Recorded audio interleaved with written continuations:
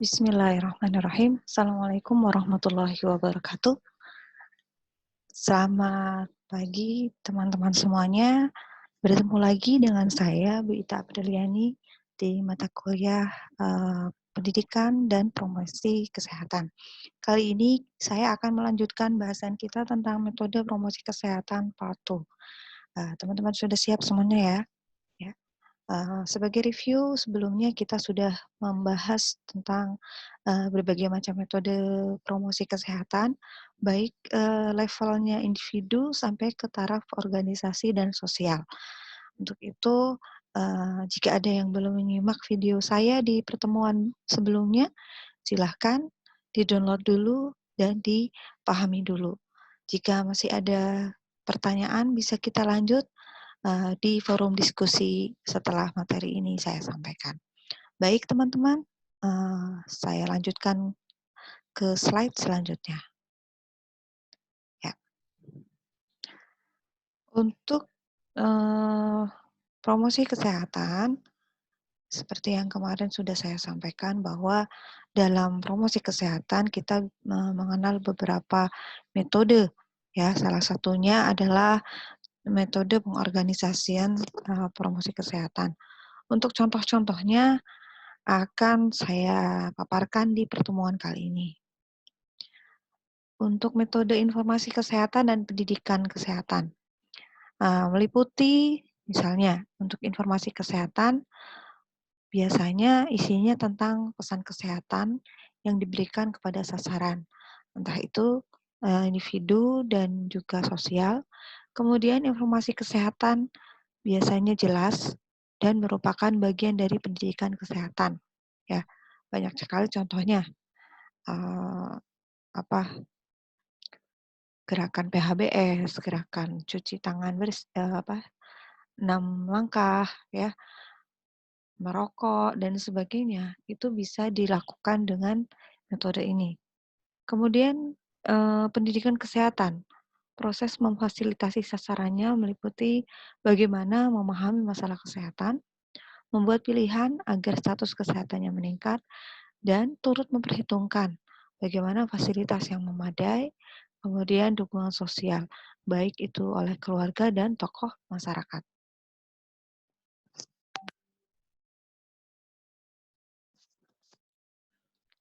Berikutnya metode dalam pendidikan kesehatan. Ya, metode dalam pendidikan kesehatan ya, berupa konseling ya. Konseling itu berarti ada konsultan, ada yang melakukan konsultasi. Kemudian storytelling atau menceritakan pengalaman, menceritakan kembali pengalaman yang pernah disampaikan ya oleh pemberi pesan. Kemudian role play ini berupa bermain drama seperti itu ya, bermain peran yang di dalamnya terdapat pesan-pesan yang ingin disampaikan kepada audiens, terutama pesan-pesan dalam hal kesehatan. Kemudian demonstrasi ya, demonstrasi.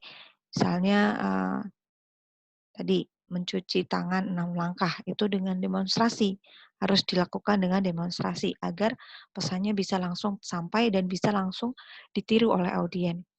Berikutnya metode diskusi. Ya, metode diskusi biasanya dipadukan dengan metode lain ya.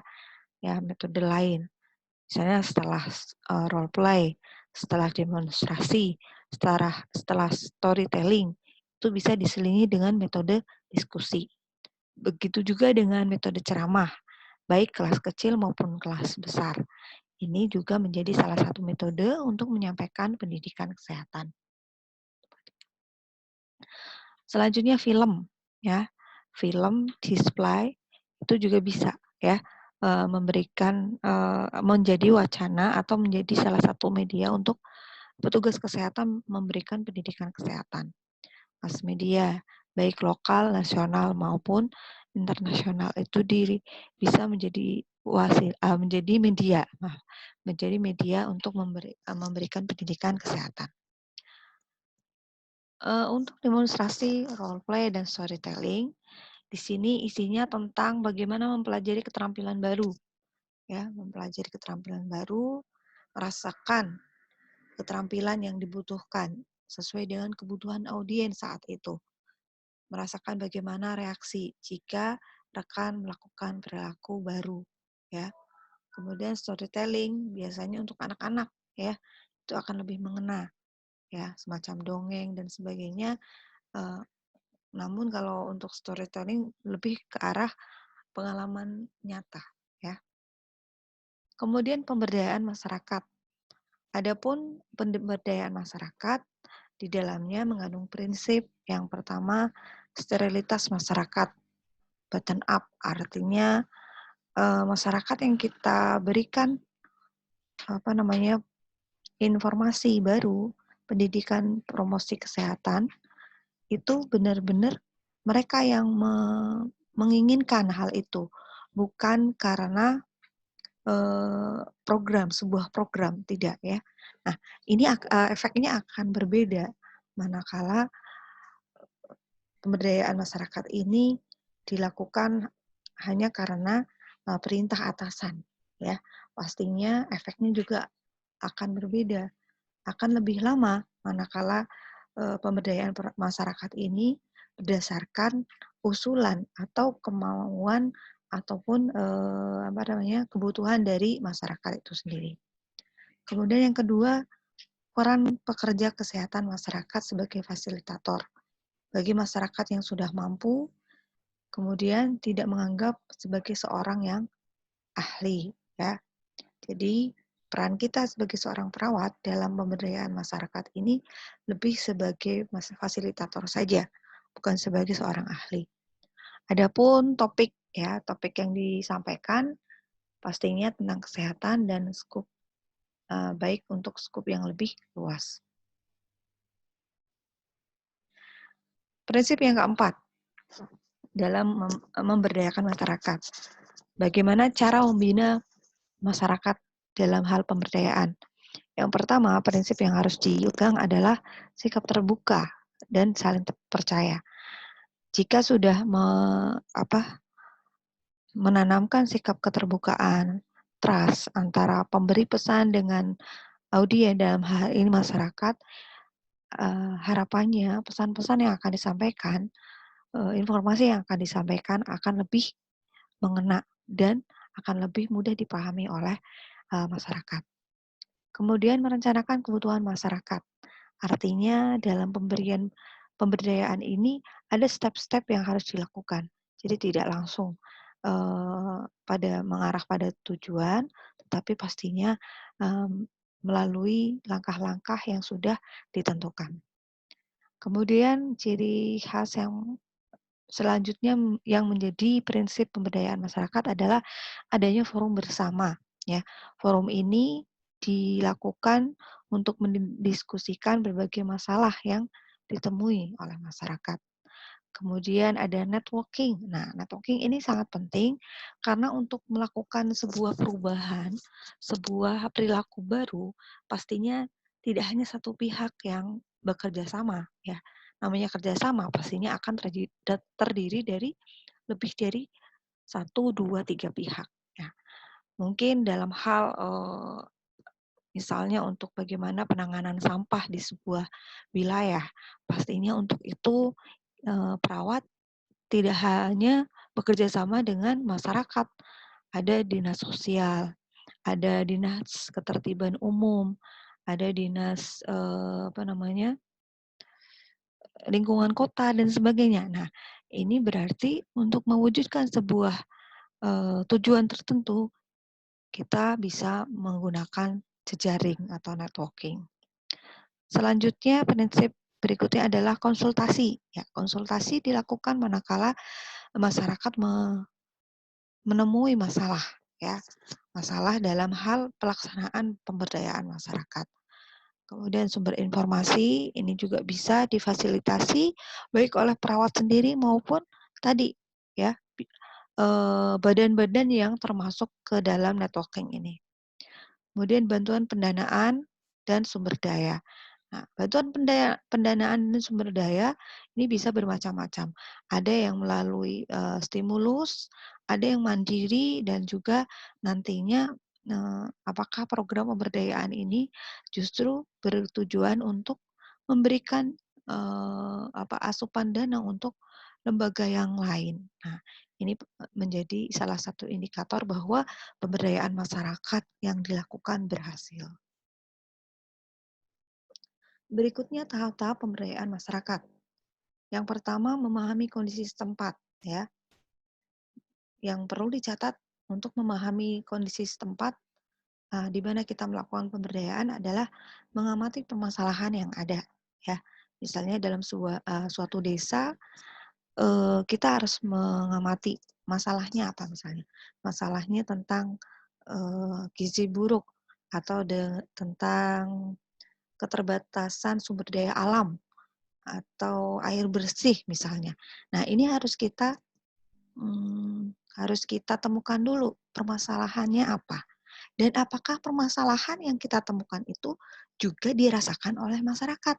Ya, akan sangat naif misalnya kita yang menganggap itu masalah, tapi ternyata masyarakat sendiri tidak menganggap itu masalah. Nah, ini menjadi PR penting buat petugas kesehatan. Jangan sampai program yang kita gulirkan untuk pemberdayaan masyarakat ternyata tidak dibutuhkan oleh masyarakat. Oleh karenanya akan sangat bijaksana manakala kita amati dulu masalah yang ada di masyarakat tersebut. Kemudian yang prinsipnya dalam hal kondisi adalah amati faktor yang mendukung permasalahan. Ya, faktor-faktor yang mendukung, misalnya ada sumber daya alam, ada sumber daya manusianya, kemudian ada tadi yang salah satunya adalah networking-nya dan sebagainya. Cari faktor-faktor yang mendukung untuk penyelesaian masalah yang dihadapi. Kemudian yang ketiga, amati kemungkinan pemecahan melalui jaringan komunikasi. Tahap yang kedua adalah pendekatan TOMA atau tokoh masyarakat. Ini bisa lintas sektor, lintas sektor dan lintas program, ya. Untuk pendekatan tokoh masyarakat ini memang gampang-gampang susah, ya. Artinya butuh orang yang pandai untuk berkomunikasi, baik secara persuasif maupun secara individual. Artinya ketika kita ingin merubah sebuah kebiasaan, misalnya kebiasaan negatif di sebuah masyarakat, buang sampah sembarangan, menjadi perilaku yang positif. Nah, kita butuh mungkin ada kepala desa, ada perangkat-perangkat desa, ada kiai, ya, sebagai tokoh atau ulama yang dipercaya oleh masyarakat, ya. Bagaimana menyadarkan bahwa membuang sampah sembarangan itu tidak baik, tidak benar dan bertentangan dengan prinsip kesehatan. Nah, ini juga didukung oleh aparatur-aparatur masyarakat yang diharapkan bisa mempengaruhi atau lebih dipercaya oleh masyarakat, gitu. Selanjutnya, tahap pemberdayaan yang ketiga adalah lakukan bersama dengan masyarakat, ya. Karena yang kita lakukan adalah merupakan kebutuhan masyarakat setempat, kemudian merancang program pemecahan juga dalam situasi bersama-sama dengan masyarakat, kemudian memfasilitasi pengorganisasian. Nah, jika berdasarkan tadi bottom up, itu harapannya akan langgeng. Entah ada kita atau tidak, program yang sudah kita laksanakan, yang kita gulirkan, itu akan terus berjalan, ya. Sehingga kehadiran kita di suatu tempat itu, di masyarakat tersebut hanya sebagai fasilitator, ya, atau mungkin sebagai penemu masalah, kemudian kita lebih ke fasilitator. Berikutnya berupaya memecahkan masalah dan monitoring serta evaluasi kegiatan. Selanjutnya memilih metode promosi kesehatan.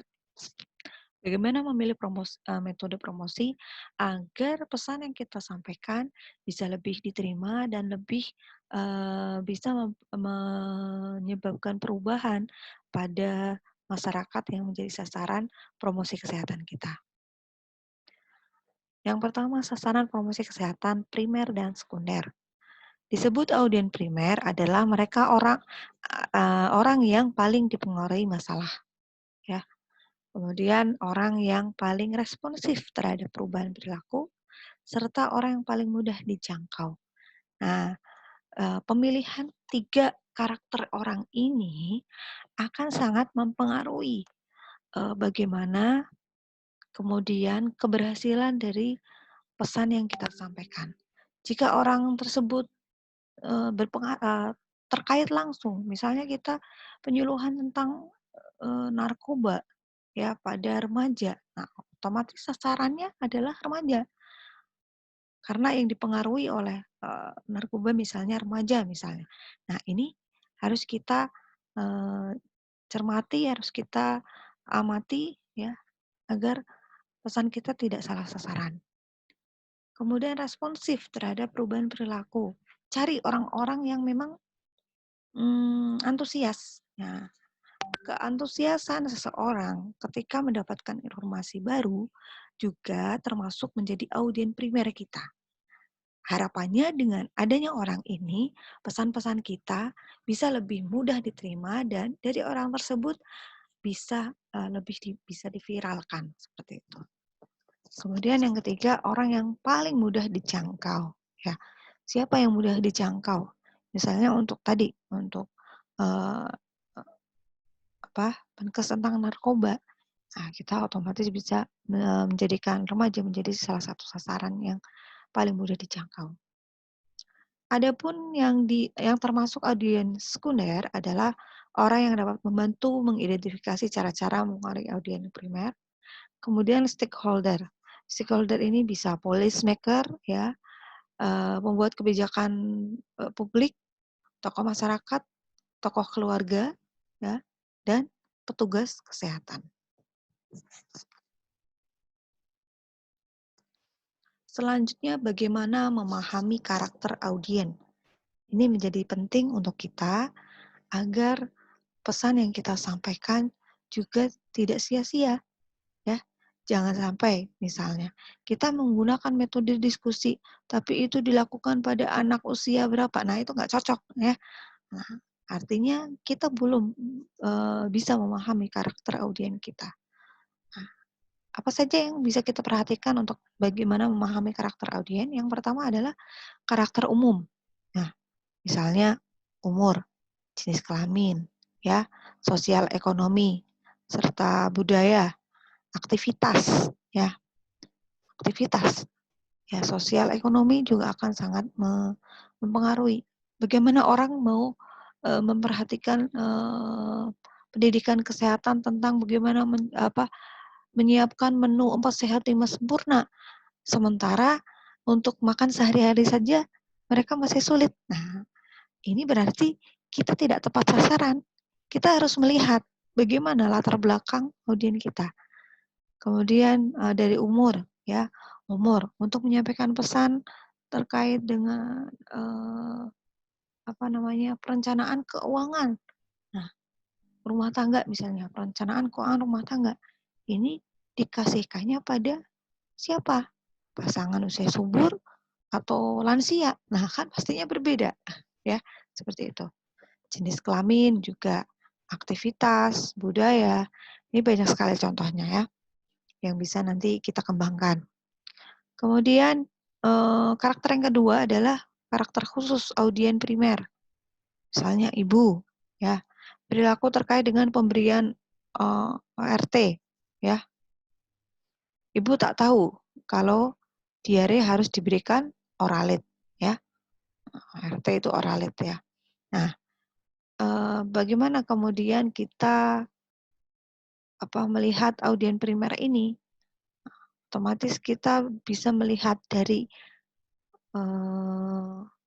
konten pesan yang akan kita sampaikan. Karakter yang ketiga adalah karakter khusus audiens sekunder. Misalnya perilaku terkait dengan mengapa ibu tak memberikan Oralit. Apakah Bapak mendukung perilaku pemberian Oralit tersebut? Nah,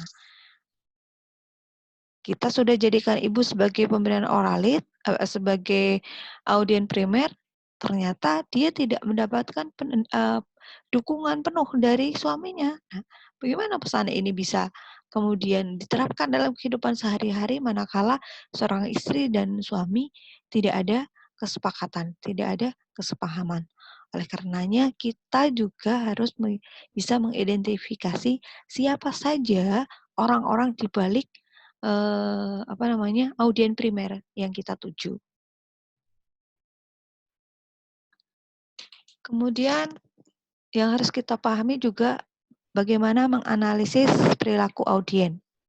Yang pertama, apakah audiennya telah siap melakukan perubahan? Ya, kalau belum siap, ya pastinya kita akan menemukan di mana celahnya. Ya, kenapa tidak ada perubahan perilaku? Misalnya, kenapa audiennya belum siap? Nah, ini juga akan menentukan keberhasilan terhadap promkes yang kita lakukan. Yang kedua, apakah dibutuhkan keterampilan spesifik untuk melakukan perilaku? Jika ya, sebutkan. Apakah perilaku yang tadi bisa diubah lebih nyaman? Jika iya, mengapa? Nah, pertanyaan-pertanyaan ini harus bisa kita jawab dengan melihat siapakah audien kita. Apakah audien yang memiliki perilaku yang bertentangan? Jika ya, mengapa? Ya, misalnya tidak mau